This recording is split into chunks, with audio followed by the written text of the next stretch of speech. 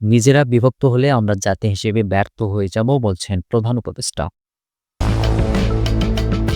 জাপানে বাংলাদেশের রাষ্ট্রদূতের সঙ্গে এনসিপি নেতাদের মতবিনিময়। এদিকে বিক্ষোভে নামছে জামায়াতসহ ৭ দল। সর্বশেষ জানাবো ঢাকা পলিটেকনিক শিক্ষার্থীদের ৭ রাস্তায় অবস্থান। শুনছিলেন সংবাদ শিরোনাম, এবারে বিস্তারিত। নিজেরা বিভক্ত হলে আমরা জাতি হিসেবে ব্যর্থ হয়ে যাব বলছেন প্রধান উপদেষ্টা। প্রধান উপদেষ্টা ডক্টর মোহাম্মদ ইউনূস বলেছেন, আমরা নিজেরা বিভক্ত হলে জাতি হিসেবে ব্যর্থ হয়ে যাব। ব্যর্থ হতে চাই না, নতুন বাংলাদেশ গড়তে চাই যেখানে সব নাগরিক সমান অধিকার পাবেন। মঙ্গলবার দুর্গোৎসব উপলক্ষে রাজধানীর ঢাকেশ্বরী মন্দির পরিদর্শনের সময় তিনি এসব কথা বলেন। এ সময় সনাতন ধর্মাবলম্বীদের সঙ্গে শুভেচ্ছা বিনিময় করেন প্রধান উপদেষ্টা। মোহাম্মদ ইউনূস বলেন, আমরা এমন রাষ্ট্র গড়তে চাই যা দেখে বিশ্ব আমাদের অনুসরণ করবে। জুলাই আকাঙ্ক্ষা বাস্তবায়ন করতে হলে সব ধর্মের মানুষকে একসঙ্গে কাজ করতে হবে। প্রধান উপদেষ্টা বলেন, কোনো ধর্মকে আলাদা করে দেখতে পারবে না রাষ্ট্র, সব ধর্মের সমান মর্যাদা দিতে বাধ্য সরকার। ধর্মীয় উৎসব মুক্ত পরিবেশে পালনের কথা জানিয়ে তিনি বলেন, নিরাপত্তা বাহিনীর বেষ্টনীর মধ্যে নয়, মুক্তভাবে সবাই নিজেদের ধর্ম পালন করতে চায়। এমন রাষ্ট্র বানাতে চাই যেখানে নিরাপত্তা বাহিনী নয়, মুক্তভাবে সবাই মিলে ধর্মীয় উৎসব পালন করতে পারবেন। যত ধর্মীয় পার্থক্য থাকুক না কেন, সরকার কারো প্রতি কোনো পার্থক্য করবে না। জাপানে বাংলাদেশের রাষ্ট্রদূতের সঙ্গে এনসিপি নেতাদের মতবিনিময়। জাপানের টোকিওতে বাংলাদেশ দূতাবাসের জাতীয় নাগরিক পার্টির নেতাদের সঙ্গে বাংলাদেশের রাষ্ট্রদূতের মতবিনিময় সভা অনুষ্ঠিত হয়েছে। মঙ্গলবার স্থানীয় সময় সকাল 10:30টায় এ সভা হয়। এতে এনসিপির মুখ্য সংগঠক সার্জিস আলম, মুখ্য সমন্বয়ক নাসিরুদ্দিন পাটোয়ারি, যুগ্ম মুখ্য সমন্বয়ক মাহবুব আলম ও এনসিপির এশিয়া প্রতিনিধি জুবাইর সর্দার সহ একটি প্রতিনিধি দল অংশগ্রহণ করেন। মতবিনিময় সভায় জাপানে বসবাসরত প্রবাসী বাংলাদেশিদের নানা সমস্যা সংকট তুলে ধরা হয়। বিশেষভাবে বাংলাদেশ বিমানের জাপান টু বাংলাদেশ সরাসরি ফ্লাইট চালু করার প্রয়োজনীয়তা নিয়ে বিস্তারিত আলোচনা করা হয়। এ সময় এনসিপি নেতারা বলেন, সরাসরি বিমান চালু হলে দুই দেশের মধ্যে ব্যবসা বাণিজ্য, যোগাযোগ ও সুযোগ সুবিধা বহুগুণে বৃদ্ধি পাবে। এছাড়া জাপানে মৃত্যুবরণ করা প্রবাসীদের মরদেহ দ্রুত ও সহজে দেশে পাঠানোর জন্য কার্যকর উদ্যোগ গ্রহণের দাবি জানানো হয়।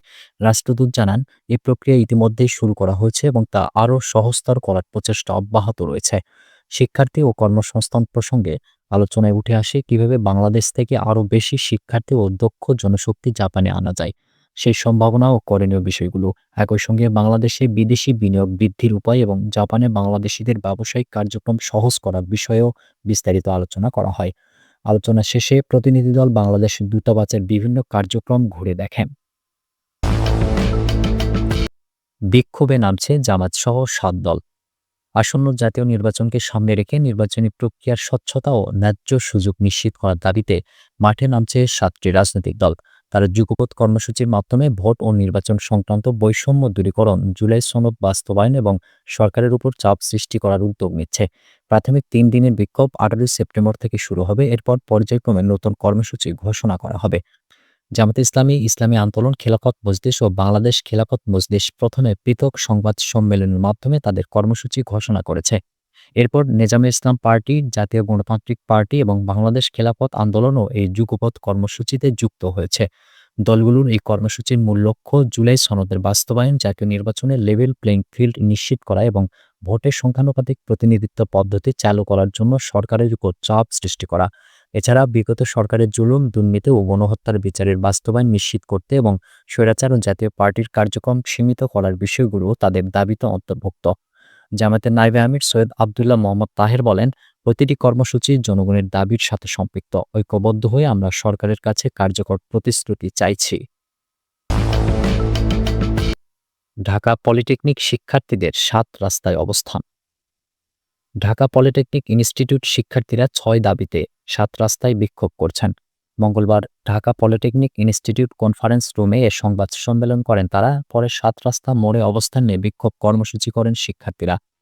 বিএসসি ডিগ্রিধারীদের উত্থাপিত ৩ দফা দাবি অযৌক্তিক আখ্যা দিয়ে এর প্রতিবাদে এবং কারিগরি ছাত্র আন্দোলনের উত্থাপিত ৬ দফা দাবি পূর্ণাঙ্গ বাস্তবায়নের দাবিতে সংবাদ সম্মেলন করেছেন শিক্ষার্থীরা। আন্দোলনকারী শিক্ষার্থীরা বলছেন, কারিগরি শিক্ষা ব্যবস্থা ধ্বংস ও প্রকৌশল কর্মক্ষেত্র কক্ষিগত করে রাষ্ট্রকে জিম্মি করার নীল নকশা হিসেবে বিএসসি ডিগ্রিধারীরা অযৌক্তিকভাবে ৩ দফা দাবি উত্থাপন করেছে। এর প্রতিবাদে তারা আন্দোলনে নেমেছেন। ৬ দফা দাবি আদায়ে সব পলিটেকনিক ইনস্টিটিউটের শিক্ষার্থীরা নিজ নিজ জেলায় গুরুত্বপূর্ণ পয়েন্টে অবস্থান কর্মসূচি পালন করবেন। সংবাদ সম্মেলনের পর ঢাকা পলিটেকনিক ইনস্টিটিউটের শিক্ষার্থীরা ৭ রাস্তা এলাকায় বিক্ষোভ মিছিল বের করেন। পরে ৭ রাস্তা মোড়ে অবস্থান নিয়ে বিভিন্ন ধরনের স্লোগান দেন তারা। এতে সড়কে যানবাহন চলাচল বিঘ্নিত হয়। শিক্ষার্থীরা অবিলম্বে তাদের দাবি মেনে নেওয়ার আহ্বান জানিয়েছেন।